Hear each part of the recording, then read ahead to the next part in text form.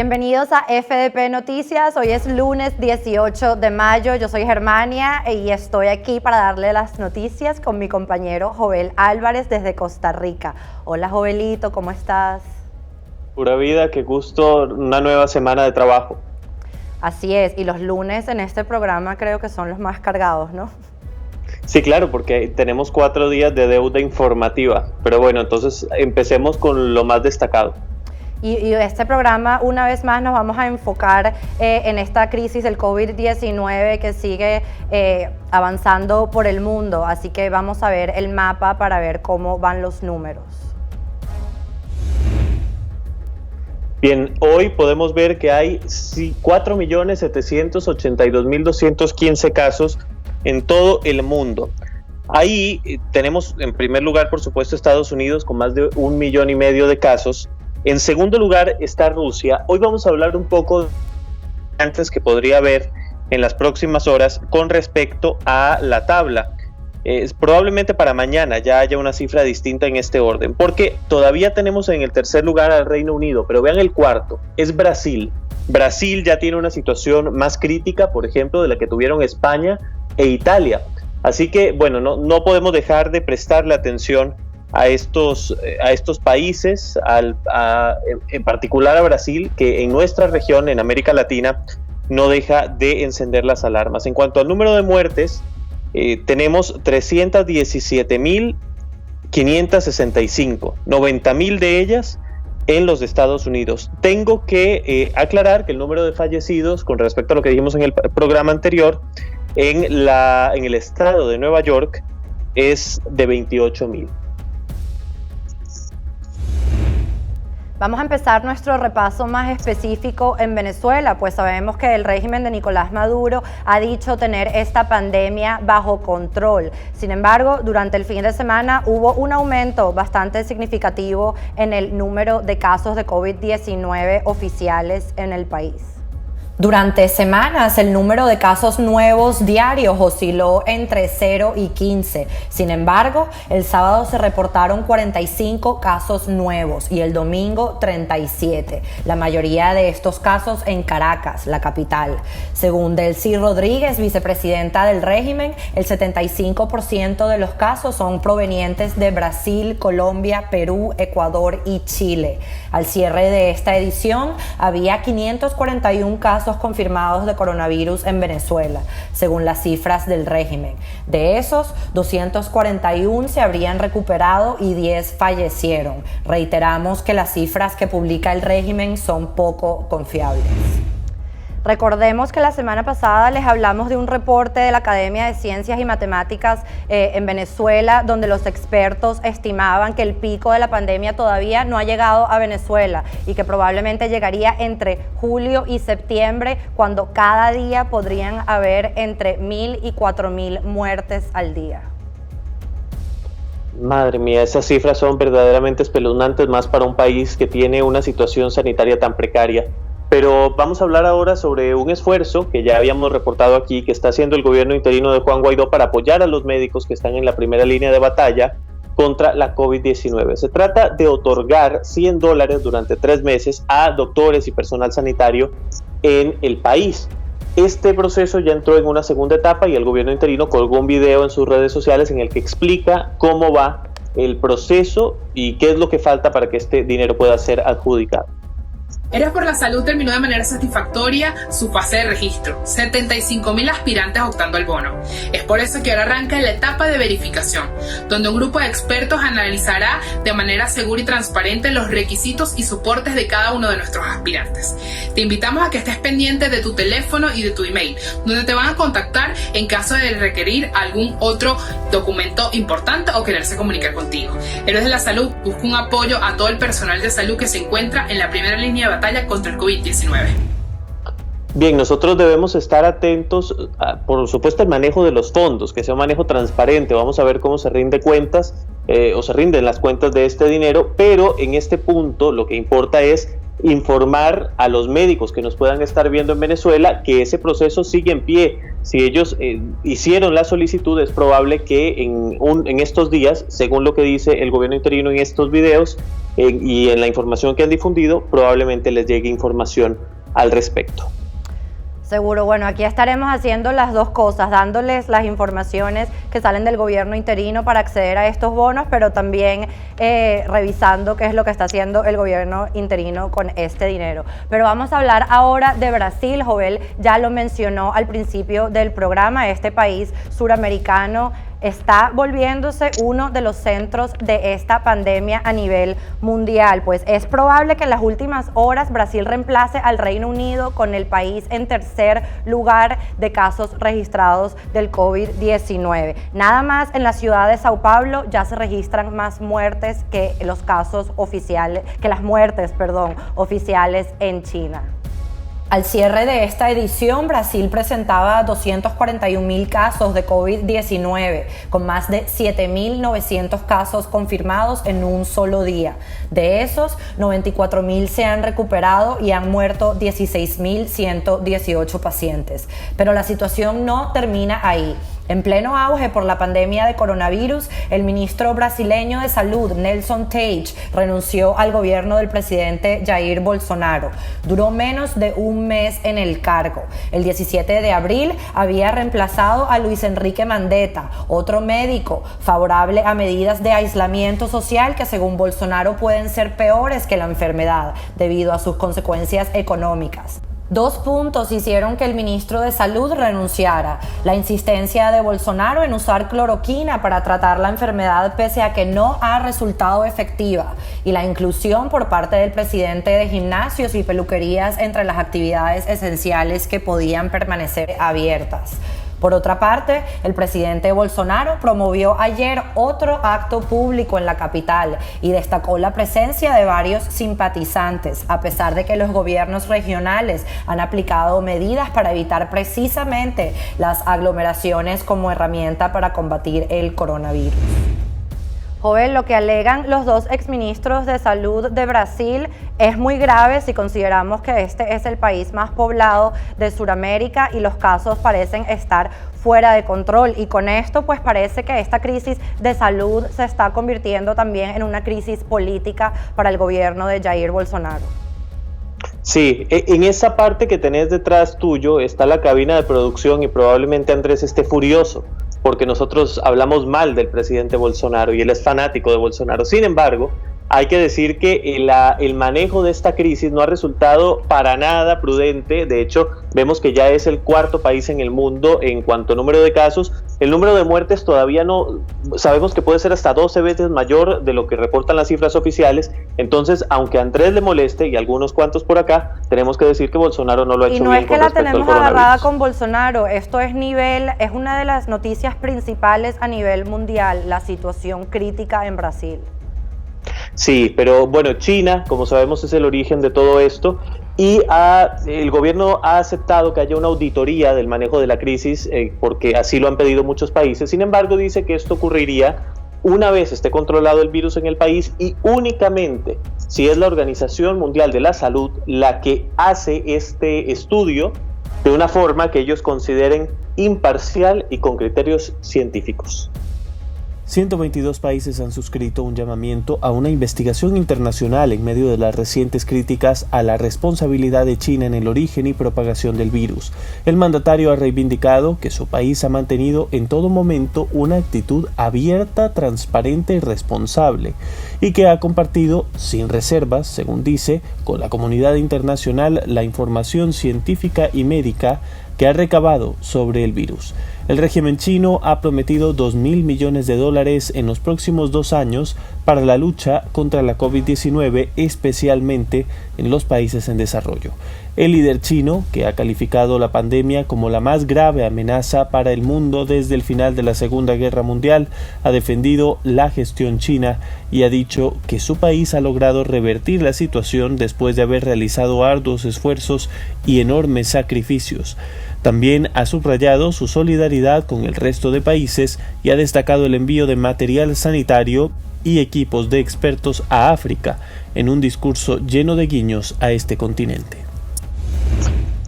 Entonces, según Xi Jinping, deberíamos estarles agradeciendo todo lo que han hecho por el mundo, gracias a su enorme solidaridad con los países que necesitan ayuda después de que el virus que se originó en ese país y por el manejo totalmente opaco en esa nación, es que ahora estamos pasando lo que estamos pasando. Bueno, ahora tenemos que darle las gracias. Tiene que llamarnos la atención el hecho de que él pida un estudio que sea imparcial justamente del organismo que está señalado por haber sido parcializado en favor del régimen chino, que es la Organización Mundial de la Salud. Entonces, ahí vemos esos vínculos. Hay que recordarle a nuestra audiencia, Jovel, aquí les informamos que el presidente Trump había dicho que le iba a dar menos dinero a la Organización Mundial de Salud y nosotros habíamos comentado que todavía cortando lo que se le da a la Organización Mundial de Salud, igual China no daba ni cerca de lo que da los Estados Unidos. Sin embargo, ahora parece que China y el dictador sí está de acuerdo con reemplazar el lugar de Estados Unidos en la Organización Mundial de Salud. Pues la administración de Trump dice que esta semana tendrán anuncios sobre qué harán con este conflicto con la Organización Mundial de Salud, así que ya veremos. Pero hablemos ahora de Nicaragua. Aquí les hemos dicho que es muy improbable que la información que sale del régimen de Ortega sea verdad. Pues en un artículo del Washington Post han investigado la situación.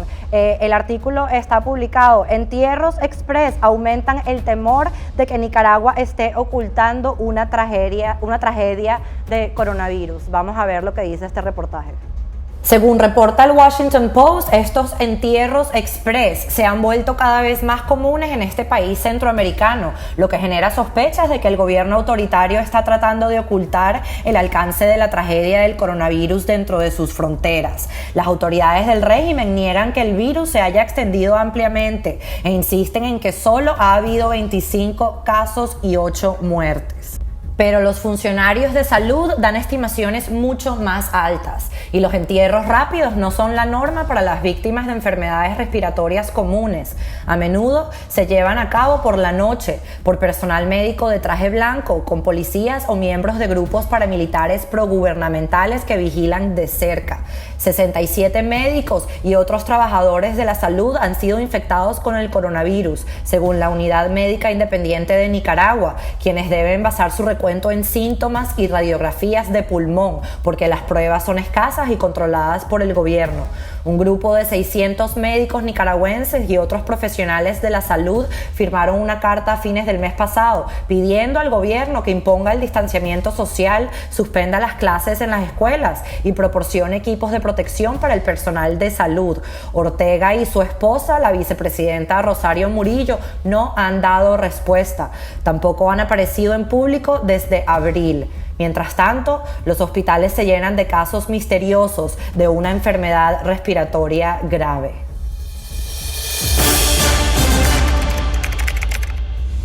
Cabe destacar que este tipo de entierros express también se han visto en Wuhan, donde apareció el virus en el país de China. Joel, tú hoy más temprano me dijiste algo muy interesante sobre la frontera entre Nicaragua y Costa Rica.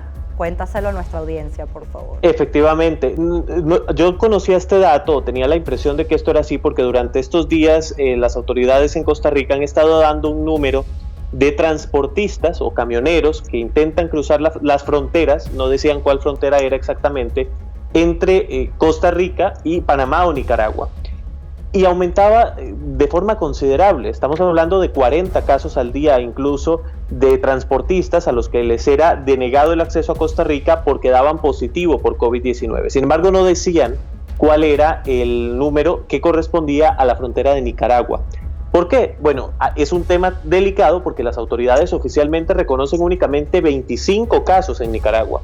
Sin embargo, hoy se ha cerrado la frontera por parte del régimen nicaragüense, según dicen, como represalia por esta medida de Costa Rica de hacer estos exámenes de COVID-19, porque ya hay 50 casos confirmados por las autoridades costarricenses de transportistas que desde Nicaragua intentan cruzar al país y están infectados. Entonces pensemos que solo esos transportistas son más que el número total en todo el país. Joel, de hecho creo que el periódico más importante de Costa Rica, te mandé el link este fin de semana, escribió un editorial pidiéndole al gobierno de Nicaragua respeto, pues son países fronterizos y Nicaragua, si no se ocupa de esto, Costa Rica terminará sufriendo. En efecto, porque el manejo de la crisis que se ha hecho aquí ha sido muy alabado hasta ahora, hemos tenido buenos resultados, aunque en los últimos días ha venido aumentando. Hoy, por ejemplo, hubo solo 3 casos confirmados. O sea, Costa Rica ha logrado, en medio de todo esto, manejar la crisis. Pero si vienen personas, porque, por ejemplo, hay algo que decía hoy el ministro, Nicaragua también ha rechazado 11 transportistas que iban de Costa Rica hacia Nicaragua que estaban infectados. Entonces, esos 11 que fueron rechazados están siendo atendidos aquí, aunque no sean costarricenses. Entonces, las medidas que se están tomando en Costa Rica son muy oportunas, el aislamiento. Solo para que ustedes se den una idea, en este país se ha logrado identificar el vínculo epidemiológico del 95% de los casos. Por eso es que se aísla a esas personas y a todos sus contactos.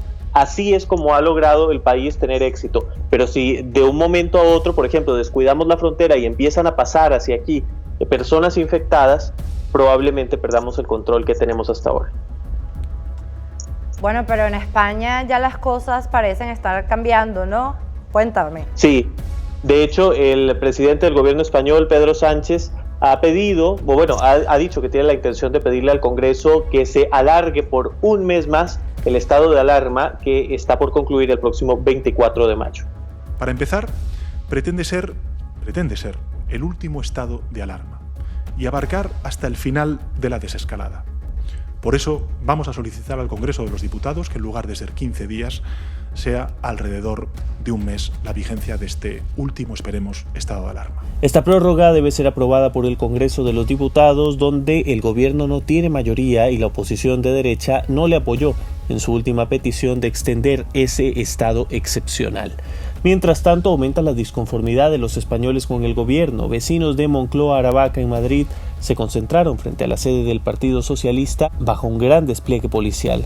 Los presentes protestaban contra Pedro Sánchez por su gestión de la crisis del coronavirus. Entre los cánticos más repetidos estaban Sánchez dimisión, libertad y Sánchez a prisión. Los cacerolazos de protestas contra el gobierno se extendieron por los barrios y distritos de Madrid, llegando a Aravaca, Pinar de Chamartín, Mirasierra, Monte Carmelo, Chamberí, Canillas, Carabanchel y Las Musas. España es uno de los países más castigados por el nuevo coronavirus, con un total de 27.000 muertos hasta hoy. Desde el pasado lunes se inició un desconfinamiento por fases dependiendo de la situación sanitaria de cada región. Las cifras de la pandemia empiezan a descender en España. Este fin de semana se registraron menos de 100 muertes diarias por el coronavirus por primera vez en 2 meses. El domingo hubo 87 y hoy lunes 59. Y a mí me alegra que... Sí. Sorry, Joel. No, te decía que a mí me alegra que la situación esté yendo a mejor en España, porque en efecto las personas estaban ya desesperadas, pero el manejo del gobierno y sobre todo esta oposición a la que se va a enfrentar tanto por parte de Vox como del Partido Popular en el Congreso para ampliar el estado de alarma, ya seguro se asustaron un montón ahí porque tosí, pero no, seguramente esta oposición va a ser noticia en los próximos días cuando el presidente del gobierno tenga que hacer esta petición. Yo no tengo tan claro si tendrá ese apoyo que necesita para poder alargar el estado de alarma un mes más y con las personas saliendo a las calles a protestar ante el pésimo manejo que ha hecho el gobierno socialista.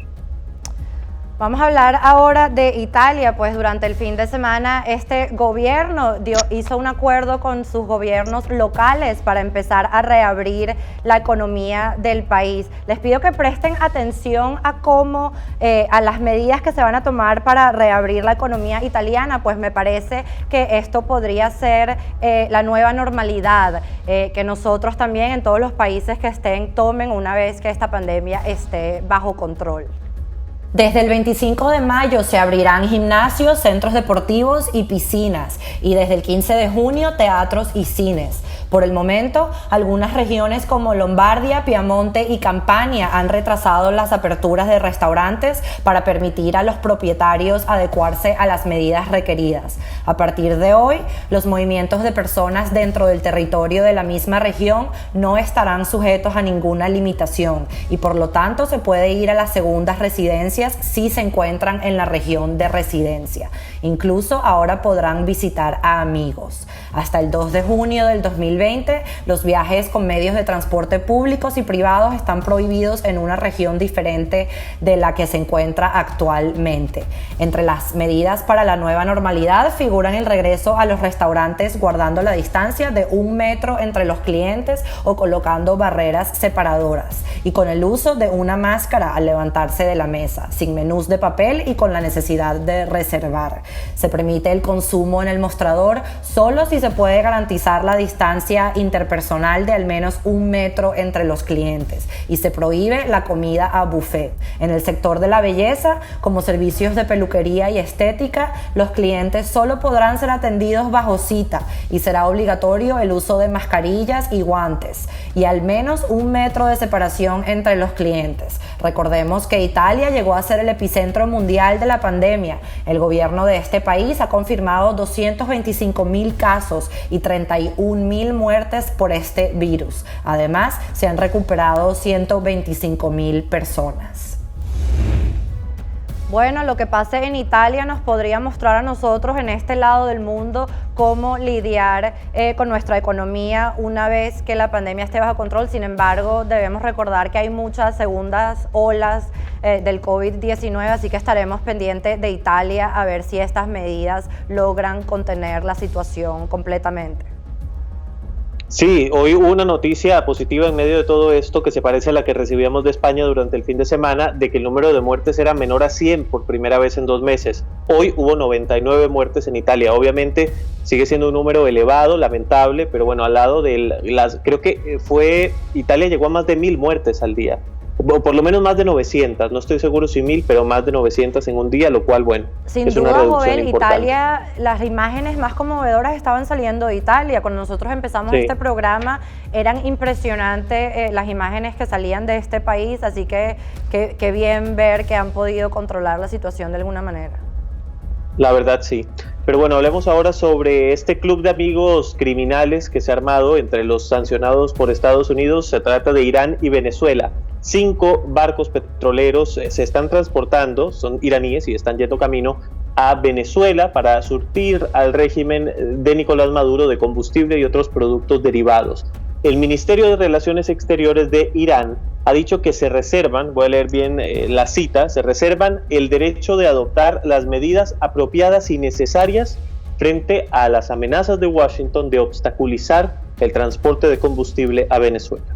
En una carta dirigida al secretario general de la ONU, Antonio Guterres, Irán denunció que esas amenazas contra sus petroleros y buques cisterna son ilegales, peligrosas y provocativas, así como una forma de piratería y una gran amenaza para la paz y la seguridad internacionales. Expertos estiman que los petroleros llevan $45,5 millones en gasolina y productos derivados. El respaldo de Teherán a Caracas ha estado además rodeado recientemente de controversia al publicarse reportes de que el régimen de Nicolás Maduro ha dado 9 toneladas de oro a Irán a cambio de ayuda para reparar las refinerías de Venezuela.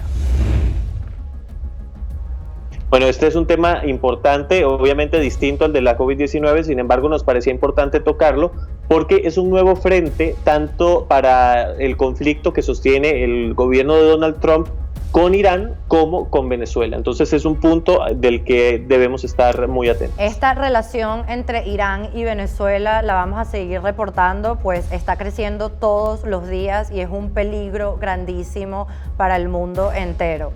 Pero antes, Jovel quería volver a despedirnos con videos tiernos, pero antes de que hagas eso, Jovel, le quiero dar las gracias a nuestros suscriptores premium o nuestros factorcitos que nos acompañaron el viernes. fue muy divertido, hablamos con ellos de varias cosas y recuérdense que si se unen a nuestra comunidad hay 4 diferentes niveles con diferentes beneficios. Uno de ellos es un segmento exclusivo semanal. Por cierto, me tengo que poner a pensar en eso hoy, Jovel, qué vamos a hacer para el segmento especial de esta semana, pero acuérdense de eso, únanse a nuestra comunidad. Ok, Joel, continúa. Sí, no, bueno, también tengo que decir, me preguntaron que ayer no hubo tertulia o el programa que hacemos, lo que pasa es que había tenido un accidente y mi instrumento de trabajo se rompió, entonces no pude hacer programa, pero bueno, espero ya regresar esta semana, si Dios lo Jovel, permite. no tiene computadora, secreto, nadie se va a creer eso. ¿Qué cosa? Que tú no tienes computadora y haces todo lo que haces sin computadora. Sí, eso debe ser difícil de creer, yo todo lo hago con el iPad, todo. Pero bueno, se había quebrado y entonces por eso no puedo salir del programa, les pido una disculpa, pero espero que esta semana sí se pueda. Ya habían dicho, de hecho, a petición de los Factorcitos, que invitáramos a Germania a una tertulia. Yo les expliqué que ella desaparece los fines de semana y por eso es difícil invitarla, pero bueno, esperemos que acepte. Pero para despedirnos esta semana, en efecto, yo quería recuperar, porque ahora cuesta un poco más ver videos conmovedores, porque hay tanta información. Si ustedes tienen, mándennos a las redes sociales uno que vean relacionado con el coronavirus para compartirlo aquí. Lo encontramos y es de una madre y un hijo que encontraron una forma muy creativa de poder darse un abrazo en medio de esta cuarentena. Y bueno, con eso nos podemos despedir, esperando que la creatividad se nos pegue a todos en este tiempo. Hasta mañana. You've got to put your arms through the bottom one. Yeah? So your arms are through the bottom one. Okay? My arms go through the top one. And I